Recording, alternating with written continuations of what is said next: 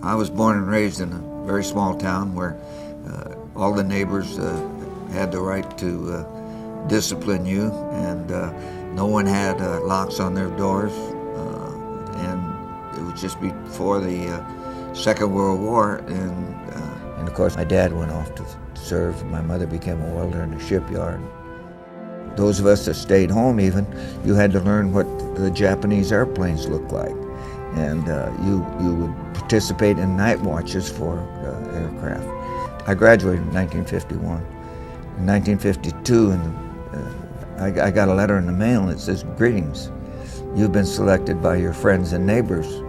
And I was being drafted. And I went outside and kicked hell out of my two friends, and then checked my neighbors, and none of them had done that. So if they ever do start the draft again, they got to change that letter. That was terrible way to find out that I was going in the service. Washington native Bruce Crandall was drafted into the Army in 1953. He went through officer candidate school in the Corps of Engineers and was commissioned an officer just before his 21st birthday. Crandall signed up for flight school, where he learned to fly fixed-winged aircraft as well as helicopters, serving for over a decade as both an engineer and an aviator. Crandall entered the air assault business. By 1964, he was developing helicopter assault techniques that would soon be used in Vietnam. Crandall arrived in Vietnam in 1965 as the commanding officer of Company A, 229th Assault Helicopter Battalion in the 1st Cavalry Division. In November, the NVA hit a camp called Play Me, and it was the beginning of an effort to try to cut the country in half. They came out of Cambodia and they hit the Special Forces camp at Play Me. Then on about the 13th of November, we had lifted that siege, but we wanted to now hit the enemy that was trying to get out of the country, we thought. And General Moore was a lieutenant colonel at the time, had the 1st to 7th Camp, was told by his boss that this place would be a good place to go. They put their hand up on the map, and it was very close to the border of Cambodia, and we would catch the enemy before they could get out of the country. Now these assaults were beautifully planned. It was like the ballet, because everything was timed down to the second. We got airborne, 2 8-ship formations, and one's right behind the other. The first thing that has to happen is the artillery hits the target. And they go for 12 minutes or whatever. When the artillery lifts, they say splash. That means that the last round is in the landing zone. And that's going to be white smoke. On the 4th lift in, my second 8 aircraft started receiving fire pretty heavy. So up to there, we were not receiving any. And one of my aircraft in the last flight got hit bad enough so it had to be grounded when we got back to Play Me. Well, we refueled and then came back, and I'm leading that first 8 aircraft. As I'm coming in, we catch all sorts of hell. As I'm flaring, there's enemy shooting at us from just outside of our rotors. They're in the wood line and they're in trees, and they're hitting people before they can get off the aircraft. And they shot my crew chief through the throat. One of my lieutenants got hit in the back of the head, and generally speaking, it couldn't have been worse. We pulled out of there, and Colonel Moore closed the landing zone. Well, somebody closed the landing zone. I wouldn't have let my next 8 aircraft come in under any circumstance at that time. 4 out of my 8 aircraft had to be grounded back at Play Me. On the way back, I realized that there was a real problem in here, and we weren't going to carry troops in any further, but I better take a look at what's going on personally. And I asked for another aircraft to go with me once we got on the ground.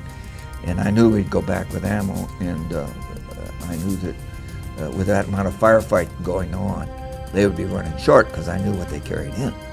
We averaged 2 miles a minute, and so it's 7 minutes to go, and to come back is another 7, and that's too long between.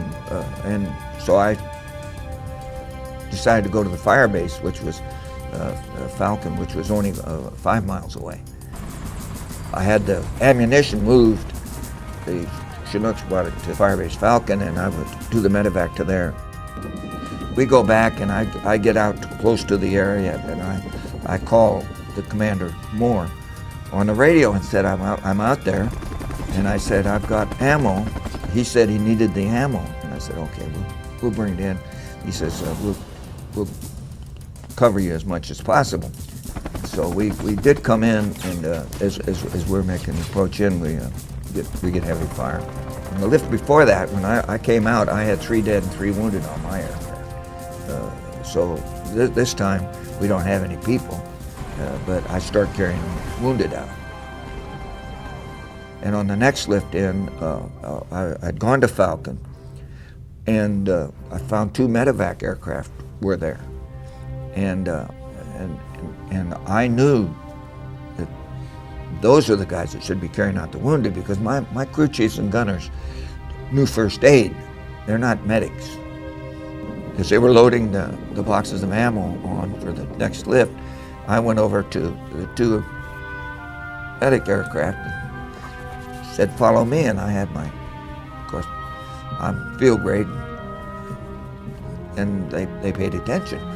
And we took off, and I told them, you land exactly where I did, you come in exactly the way I did. So we went in, unloaded the ammo, and got the hell out of there, and in comes the medevac.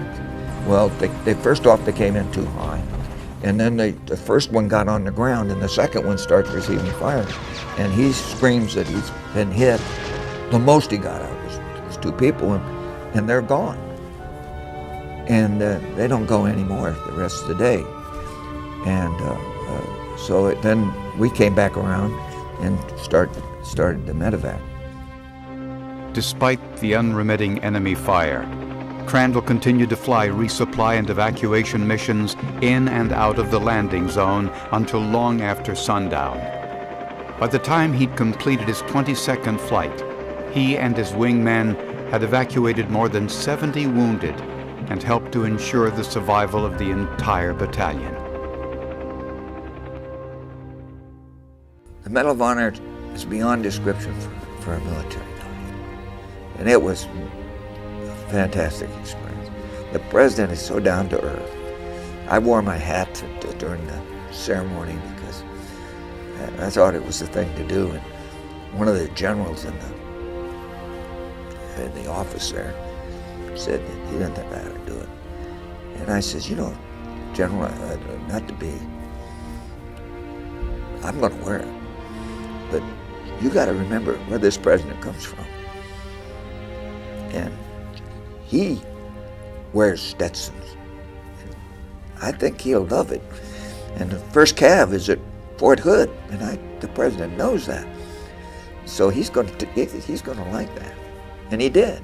He made a comment about it.